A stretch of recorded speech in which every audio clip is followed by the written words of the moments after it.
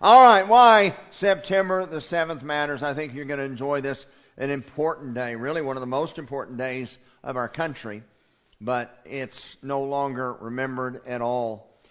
Philadelphia, of course, was one of the major metropolitan, the most populated cities in the early 1770s.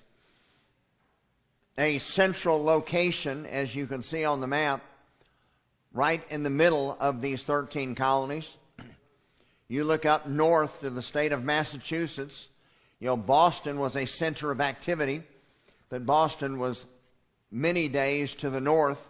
Philadelphia was most centrally located. In the city of brotherly love, as we know, Philadelphos happened to be the location where some 55 or 56 representatives from 12 of the 13 colonies met in 1774. In fact, on September the 5th is when they first convened in this very building. I should have taken time to try to find some pictures on the inside. This is Carpenter's Hall in Philadelphia. It's interesting that what we now know as Constitution Hall was already booked this week. So you had these men that wound up making our First Continental Congress meeting at a secondary choice. By the way, that is my wife at the lower left looking at that map. This was when we were in Boston, I don't know, probably 7, 8, 10 years ago. The only colony of the 13 not represented was Georgia. Their royally appointed governor successfully kept them from convening an assembly to elect delegates. So 12 of the 13 colonies gathered here. Of course, you all know of King James. I have a King James Bible up here that I still preach out of. It was during his reign, following his aunt, Queen Elizabeth. He was a devout Anglican, student of Scripture. It was under his permission and authority that they developed the King James Bible, which has been revised, I think, 4 times and before the New King James, but the language has been updated a little bit, but we still use it even today. And of course, it was during King James' reign that the settling of North America began. Jamestown, named in honor of King James in 1607. And of course, Plymouth, settled by the Pilgrims in 1620. Almost immediately, with these new colonies, England began exploiting what was going on with the colonists. There were charters that were established between the English government and these colonies, which were supposed to structure the agreement and the agreed government of the colonies, but those were quickly bent and even broken. There were illegal, tyrannical measures implemented over the colonies. There would be times of good rulers like William and Mary, but much of the time there were bad kings like King Charles II, King James II, and others. But overall, the relationship between the mother country and the colonies deteriorated for a century before the events that we know about with the time of our War of Independence. Of course, King James III is one that we are very familiar with. He was the third in the lineage of King George III. He's the third in the lineage of 3 Georges. Is there a horn honking out there? Somebody go out and shoot that car. His great-grandfather began reigning in about 1717. His grandfather then followed him, and King George was the third of these 3.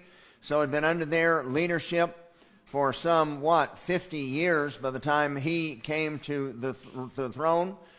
And understand, we talk about the British are coming, the British are coming. That's not what Paul Revere said. He said the regulars are coming. They were, in fact, the American colonists were, in fact, British citizens. But over time, England began treating the colonists as second-class citizens. Wonderful book I have in my library that was published in 1875, and I've got one of the original copies. The Centennial History of the United States makes this statement, said the Americans were regarded by the mother country as inferiors and as dependents who had been planted by her in settlements established in distant parts of the world, strictly for the benefit of trade with the mother country. The natural right of all men to acquire property and wealth by the exercise of their industry was denied to them. They were to labor only that the British merchant might grow rich at their expense. Quite frankly, we would define that as slavery or servitude. Some examples: in 1732, Parliament restricted business, forbade the manufacture of woolen goods between the colonies, trying to make them more dependent and increase business of English companies. 1733, Britain passed the Molasses Act, imposing a duty or a tax on sugar, molasses, or rum imported from any foreign sense, again, in order to restrict trade where the colonists had to trade with the British West India Company. 1750, you had Parliament closing all ironworks in the colonies. Again, wanted to keep America or the colonists under their boot. So in one way, this was a restriction of weaponry. In another way, it was again created to enhance the business of British businesses as opposed to those in the colonies. Of course, an act that you all are familiar with, the Stamp Act, was passed, which charged a tax on paper, vellum, parchment, and required that all legal writings or business writings be executed on stamped paper. Otherwise, they would be declared null and void. And then, of course, the very unpopular Quartering Act, which was implemented in order to enforce the Stamp Act, where British soldiers were housed in public homes in New England. Very unpopular. Of course, all of these were, in fact, as you've heard me say before, these were violations of English common law. They violated the English Bill of Rights and violated the Magna Carta, and that was the problem. Our forefathers didn't consider themselves to be rebels. They considered that they were upholding the proper law. They were upholding the charters that they had agreed to with Old England. They, in fact, believed that it was King George and Parliament that were the rebels violating the law. Now, you all have heard that a magician will try to get you to look at one hand intentionally to draw your attention away from what he's really doing with the other. Well, in 1766, Parliament, because of the pressure from the colonies, repealed the Stamp Act. Now, on the surface, this appeared to be a great victory to the resistance of the colony. But at the same time, Parliament passed the Declaratory Act, which asserted, now get this, that Parliament had the absolute power to make laws and changes to the colonial government. What are the next four words? In all cases whatsoever, even though the colonists were not represented in Parliament. So first of all, they were being ruled over rather than being represented. When you don't have representation, then you are being ruled. But the second thing was that even with us, we are supposed to be protected by our Constitution and Bill of Rights. Obviously, it's not doing much good anymore. They have shredded it. But the Constitution was drafted by the states, defining the civil government in Washington, the general government, delegating few powers to that general government. In other words, they don't have unlimited power. And then they were concerned that in case somebody went to sleep, they added the Bill of Rights to remind people that there are certain things that the general government cannot do in any case whatsoever, including our religious liberty, our freedom of speech, our right to keep and bear arms, and other things were specifically spelled out there. So this Declaratory Act basically said the king and Parliament can do whatever they want to do, and we're calling that legal. Well, you all have heard me share this with you before. The greatest concern with that was not only in some of the business practices or civil liberty, but their religious liberty as well. The great hero of the Great Awakening, an evangelist by the name of George Whitefield, came back to New England in 1764 to warn the pastors in America what was going on in Old England. He said this: "My heart bleeds for America. Oh, poor New England. There's a deep-laid plot against your civil and religious liberties, and they will be lost." And then, of course, this history of the rise, progress, and establishment of the United States, first published in 1794, is where I got this. It says that Whitefield outlined the secret plans of the British ministry to end colonial self-government and Notice how these two always are attached. Civil and religious government go hand in hand. I'll explain why in just a moment. To reestablish the Church of England over the 13 colonies. Now again, why did the Pilgrims come here in the first place? To get away from that. Now they were going to reestablish the Church of England over the colonies. Now, you've heard me share this before. In fact, what am I saying? You've heard me say all of this before at some point in time. If you've been around here long enough, John Lash could probably teach this lesson. He's heard it all before. But tyranny, the ability to rule over a person's body, is not successful until you first rule over the person's mind. So in every tyrannical government, you look in world history, every government that comes to power and attempts to assert a tyrannical form of government rather than a republic or even a democracy or a representative form of government, the first thing they will do is nationalize education. Now understand that the Bible tells us as parents we are to raise our children in the nurture and admonition of the Lord. We're to raise our kids to know God, to love God, to trust God, to obey God. Well, once the government gets control of education, they remove God and put themselves in that place of God. And our children are no longer raised in the nurture and admonition of the Lord. Our children are raised to know the government, trust the government, love the government, and obey the government. Always happens. You look in Russia when they nationalize education. You look in Hitler's Germany when they nationalize education. Quite frankly, this is one of the dangers of what's going on in America since the LBJ administration and the first time they attempted to gain control of public education through giving them money. They have been wildly successful if you haven't noticed yet. Second thing is they've got to control the flow of information. They've got to control the media. As we are sitting here for these next 35 minutes, we are only in one place at one time. We are not omnipresent. We are sitting at 1230 North Sooner Road in the Fellowship Hall. We have no idea what goes on tonight in downtown Oklahoma City unless you see a Twitter feed or watch the news tonight. We have no idea what's going on in Afghanistan or what's going on in Washington, D.C. because we're here. This is all we can know.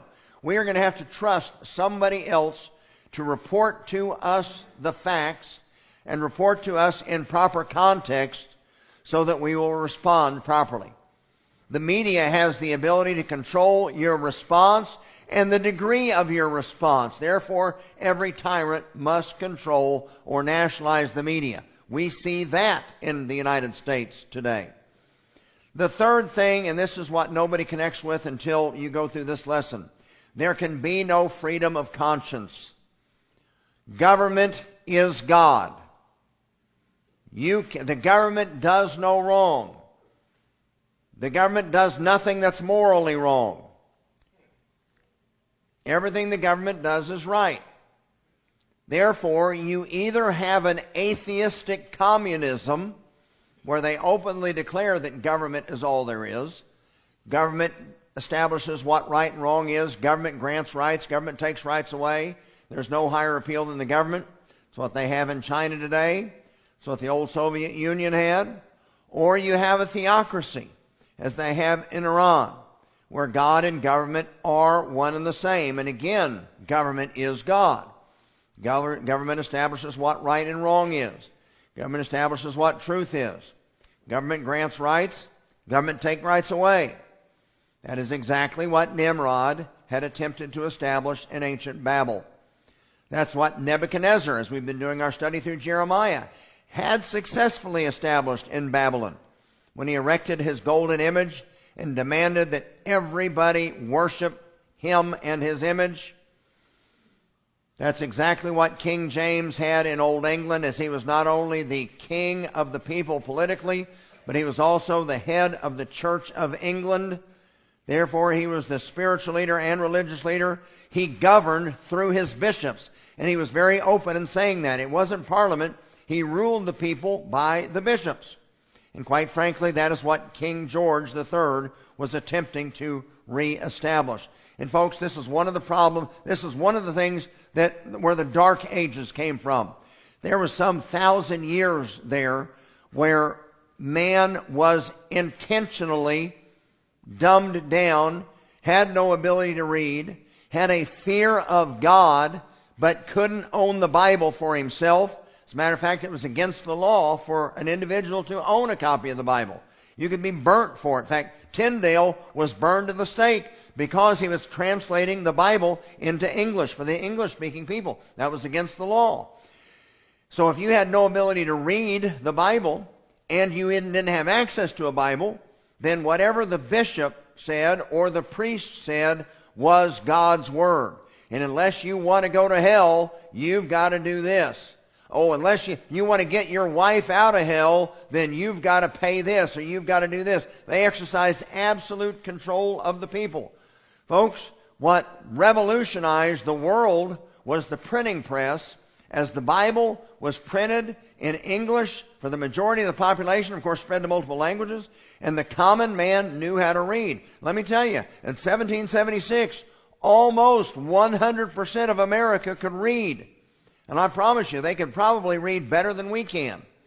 When we sit here and go, oh, those poor people, they were homeschooled. They didn't have any public education.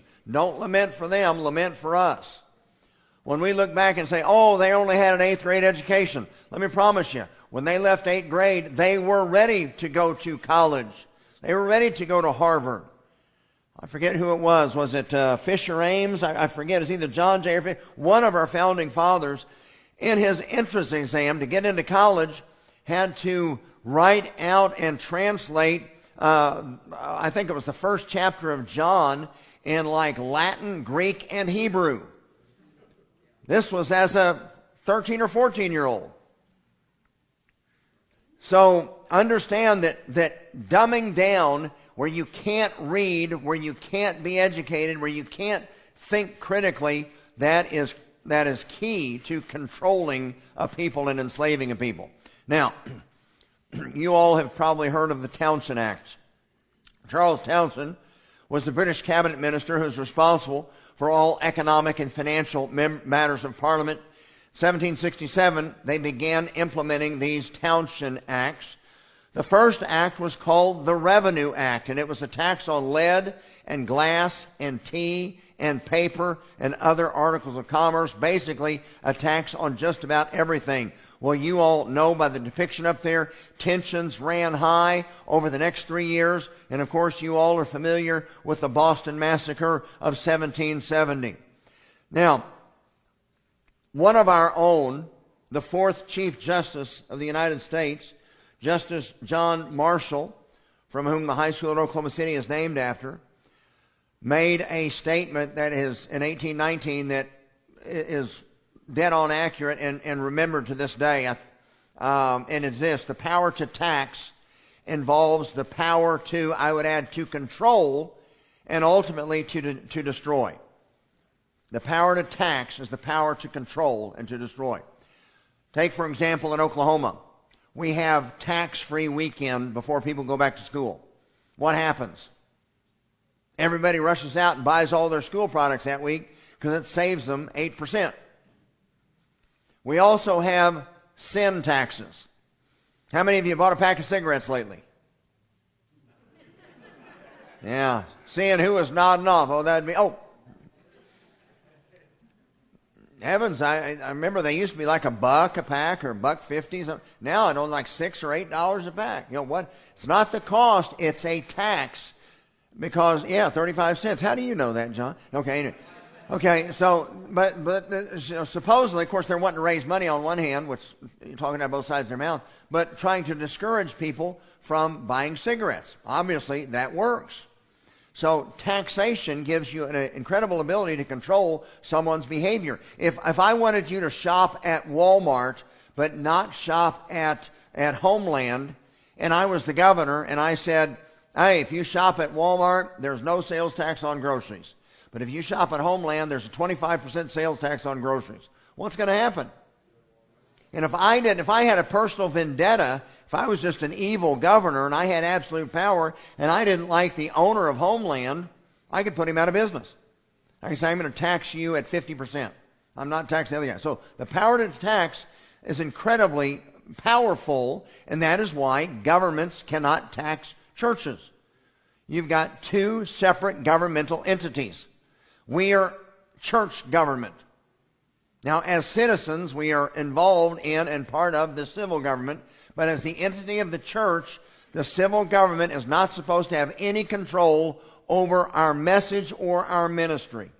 That's the reason. Now, as I said a moment ago, power to tax, power to control. The design is in America, it's supposed to be up to us to determine how much government we want. And then, being that we're not idiots, we know that you've got to pay for it somehow. So if we want a small government, we're going to have a small tax base to fund the small government. That's how it's supposed to be. It's supposed to be us controlling the government, determining the size of government, and then funding it. What's happened? Well, since the federal government can now tax us individually rather than the states giving an allowance to the federal government, they basically decide how much money they want, how big they want to be, and then they tell us how much of our hard-earned money we get to keep. That is not how it's supposed to be. Now, if someone came up to you in the parking lot and stuck a gun in your ribs and took your wallet, what would you call that? Okay?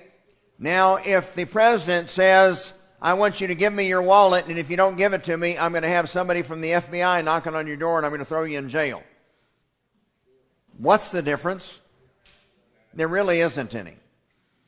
So, taking something from someone without consent is stealing.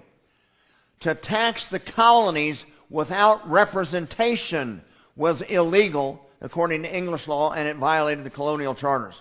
As a matter of fact, now think about this. The ideal form of tax was what the Bible had with the tithe system. In fact, quite frankly, they had several tithes, so it was higher than just 10%. But think about it.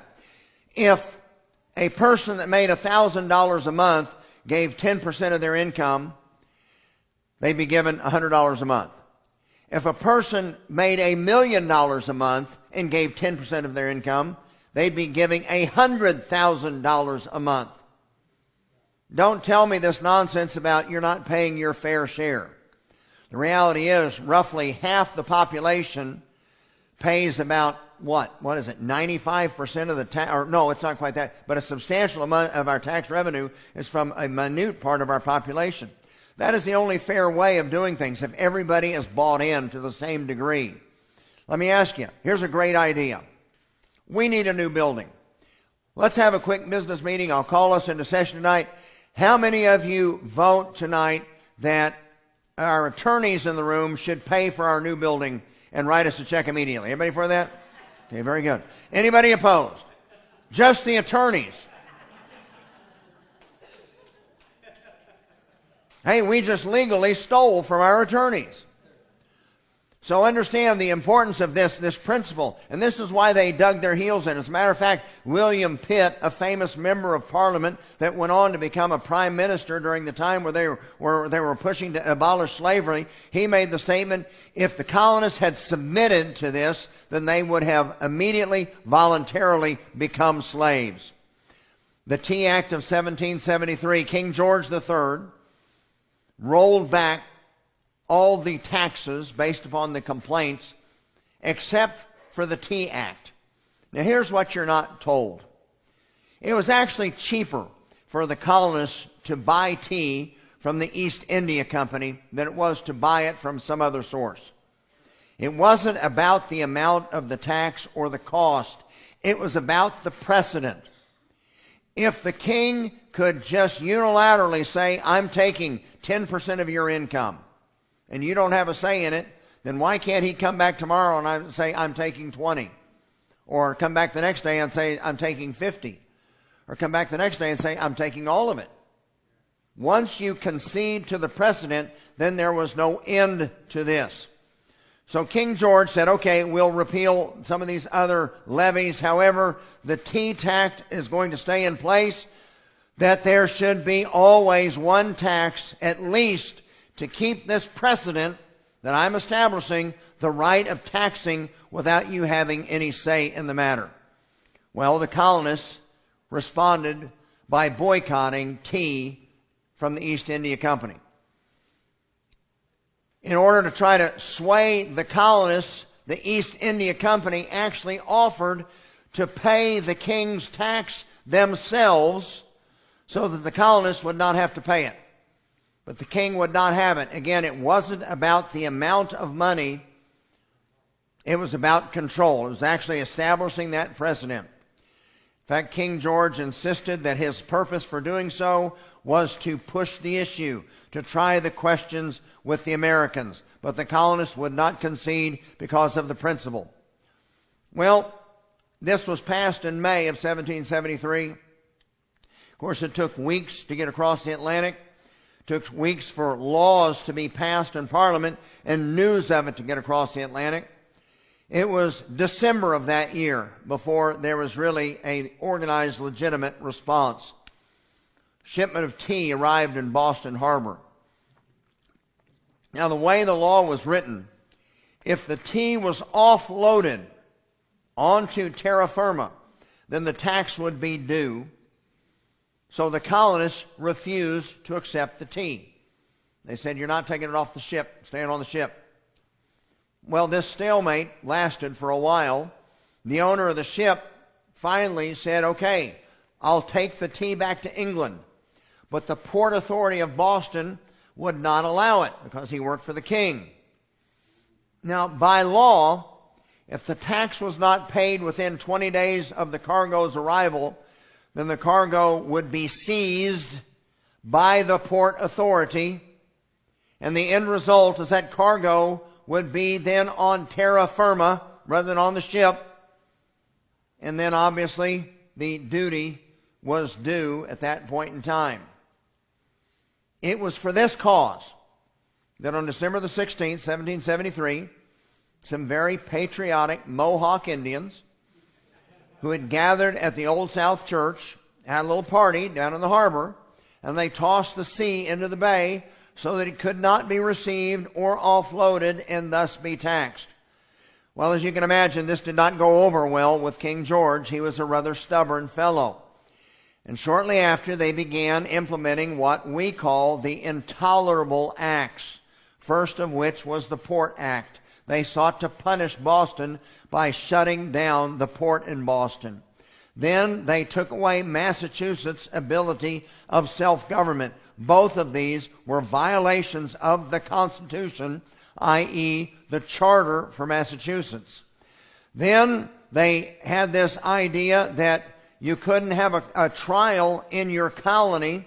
You had to be tried in another colony, or, and better yet, we're going to bring you all the way to Great Britain for your trial. Then they had another phase of the Quartering Act. Since these were so popular, they put more soldiers into more homes in Boston. Now imagine what would happen. You'd get a knock on the door. There'd be some Marines standing at the door. They'd say, "Move over. Where's the master bedroom? Get out of the way. You're cooking breakfast. I would like it at 6:30.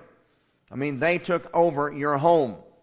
And then finally, there was the Quebec Act, which really didn't make much sense, being that the British were Anglican, but it reestablished the Catholic Church over what we now know as Quebec, but it was a real shot or a poke in the eye to Protestantism.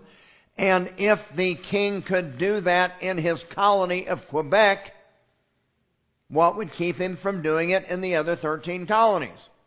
Well, again, these are called the Intolerable Acts.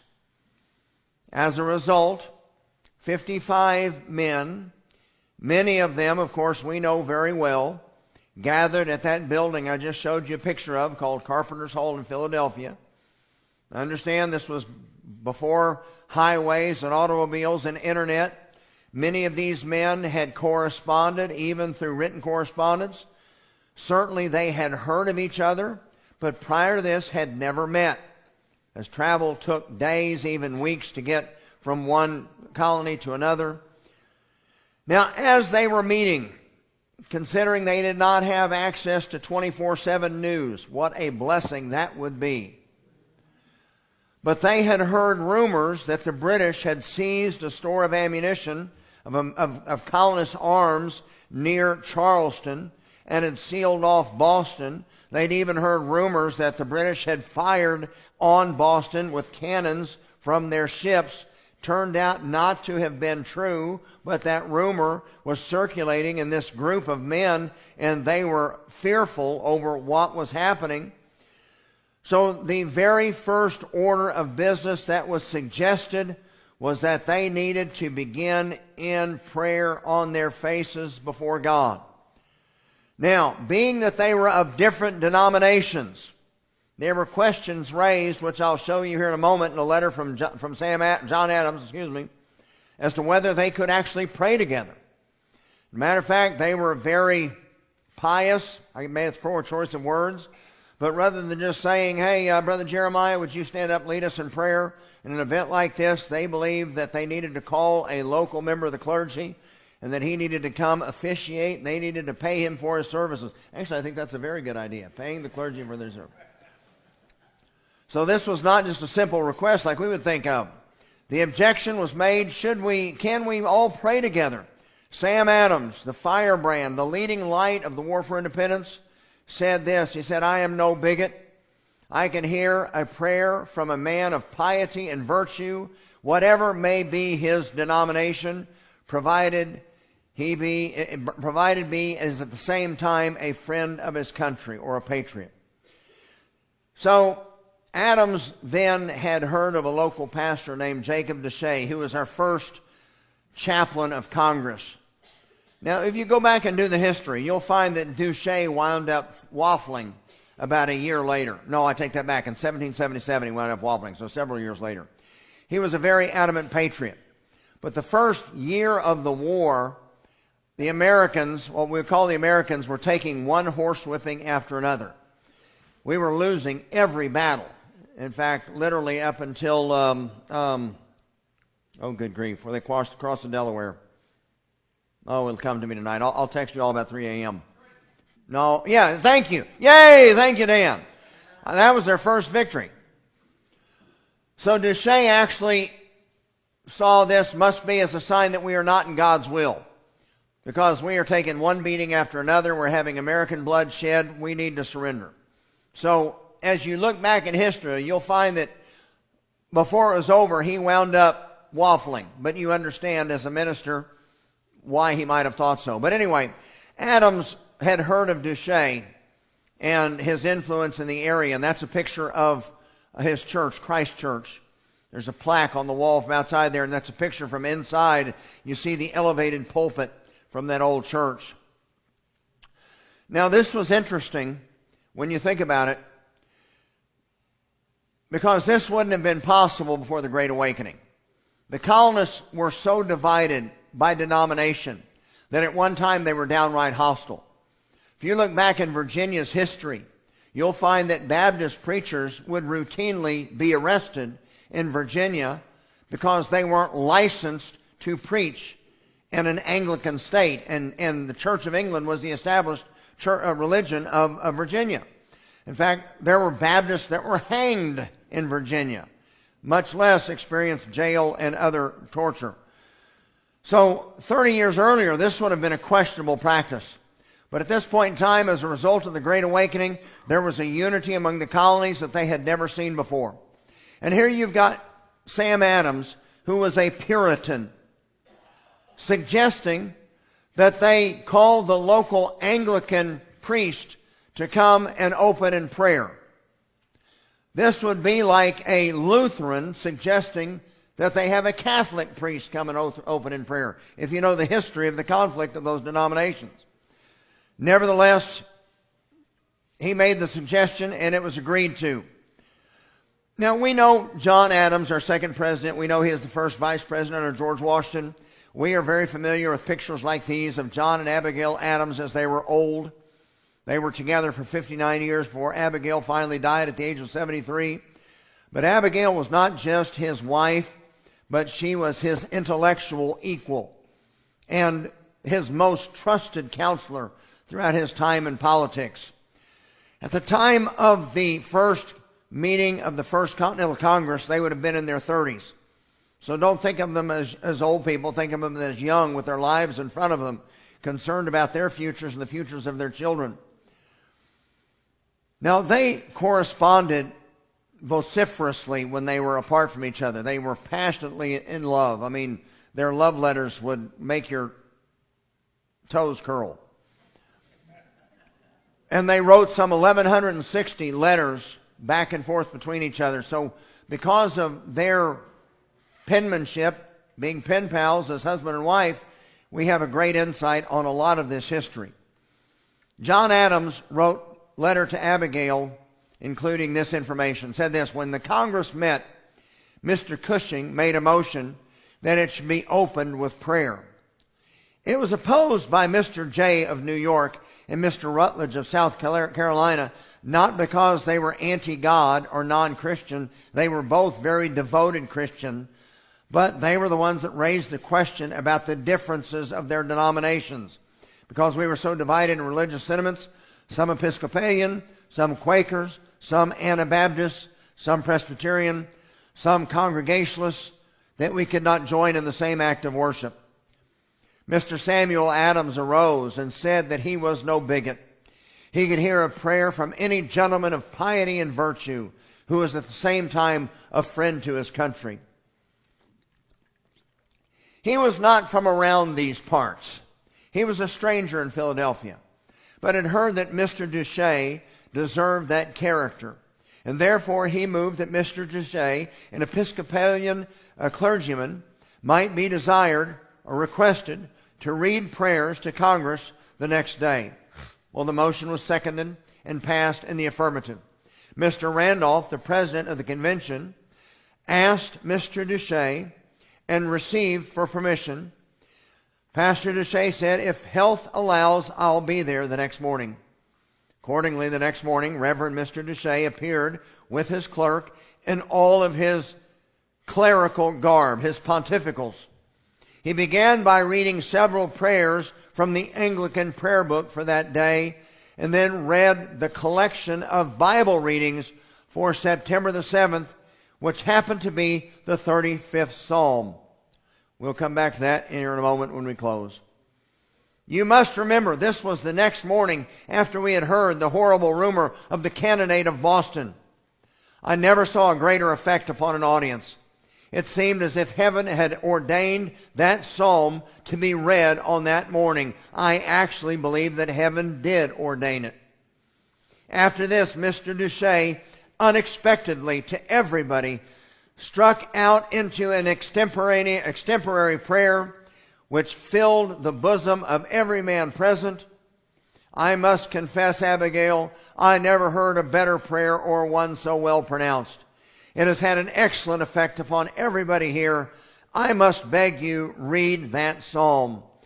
Fortunately, we have a record of the prayer on the office of the chaplain of the U.S. House of Representatives.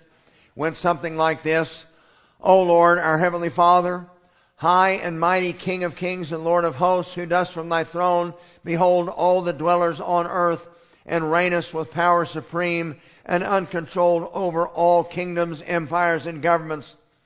Look down in mercy, we beseech thee, on these our American states, who have fled to thee from the rod of the oppressor and thrown themselves on thy gracious protection, desiring to henceforth dependent only on thee.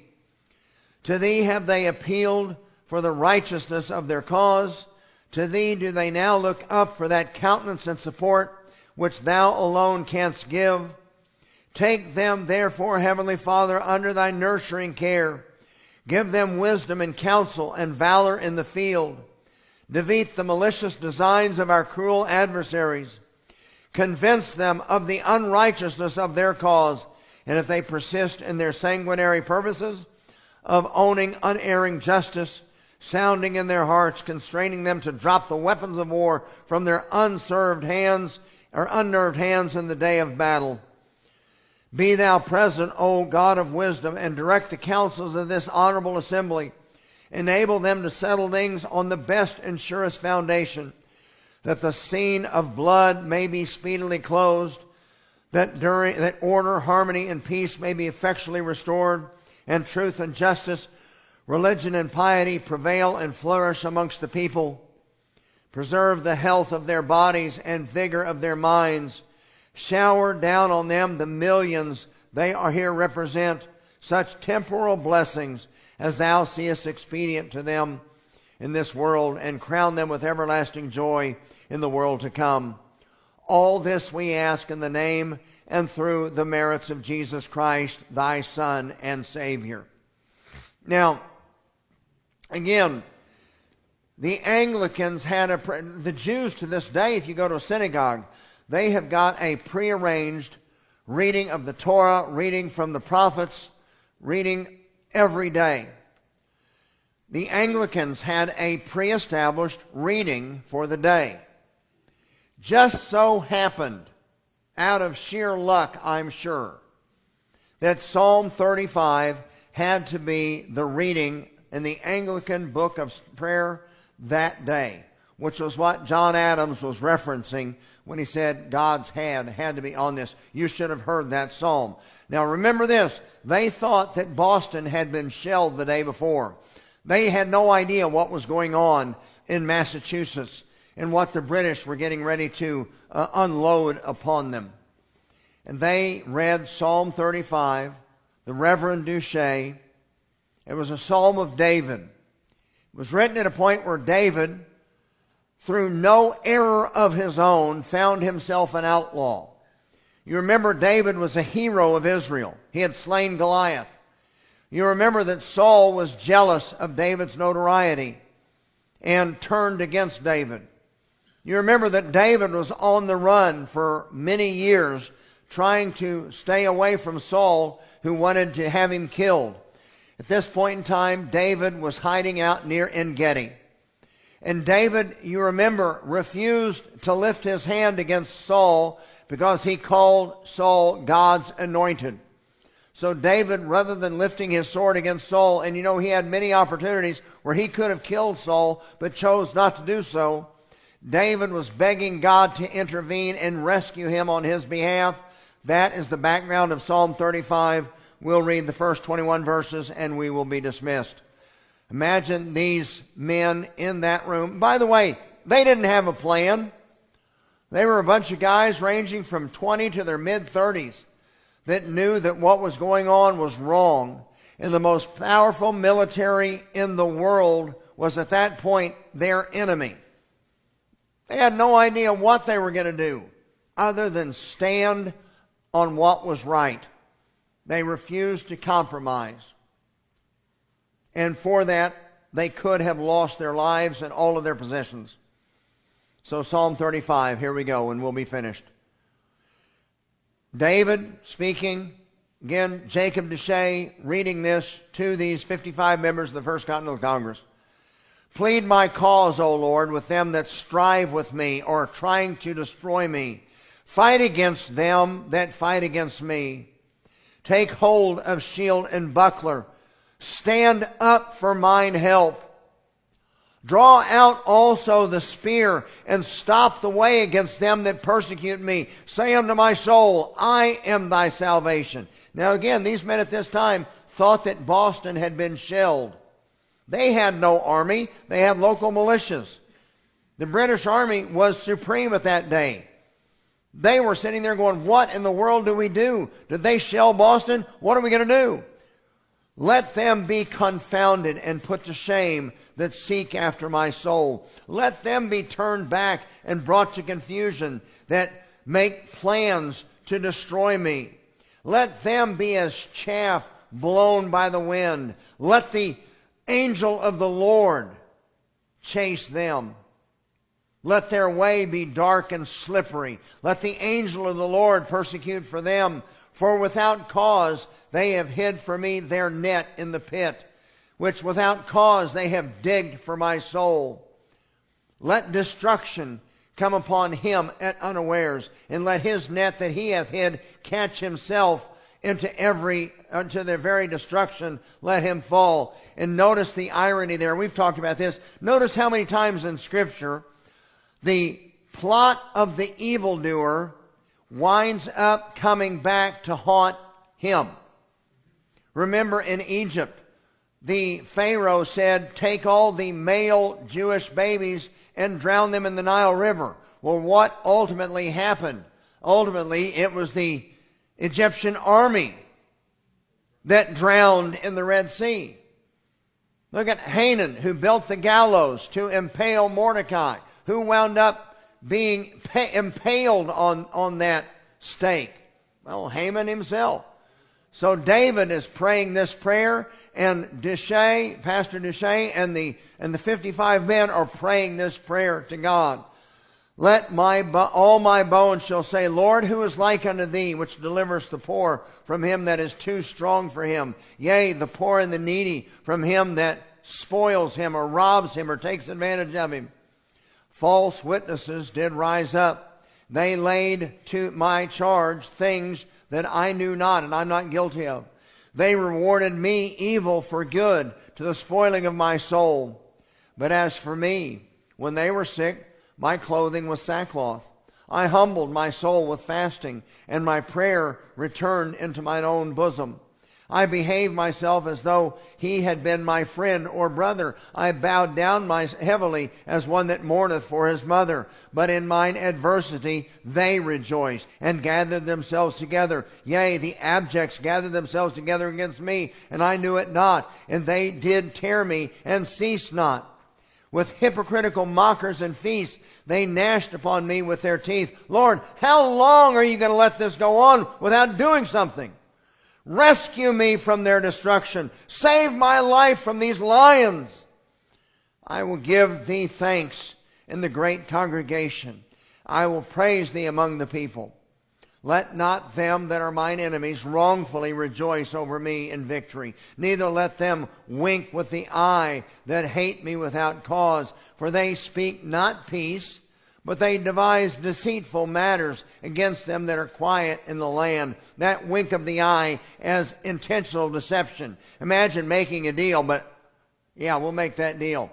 They're presenting themselves as being taken advantage of by the English, and David being taken advantage of by Saul. Yea, they opened their mouth wide against me and said, Aha! Our eye hath seen what you're doing. This thou hast seen, O Lord. Don't keep silent, O Lord. Lord, don't be distant. Stir up thyself and awaken to judgment, even unto my cause, my God and my Lord. Judge me, O Lord my God, according to thy righteousness, and let them not rejoice over me. Let them not say in their hearts, so would we have it. Let them not say, we have swallowed him up.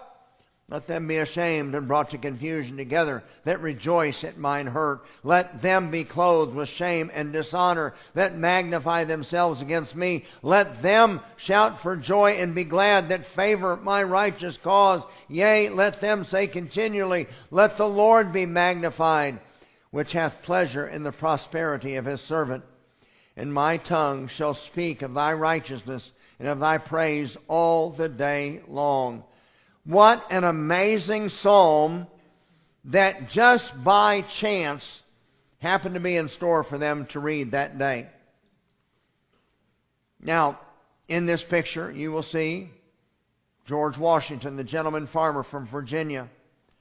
Patrick Henry, the famous patriot from Virginia, made the famous impassioned speech, give me liberty, give me death. You had John Adams and Sam Adams from Massachusetts.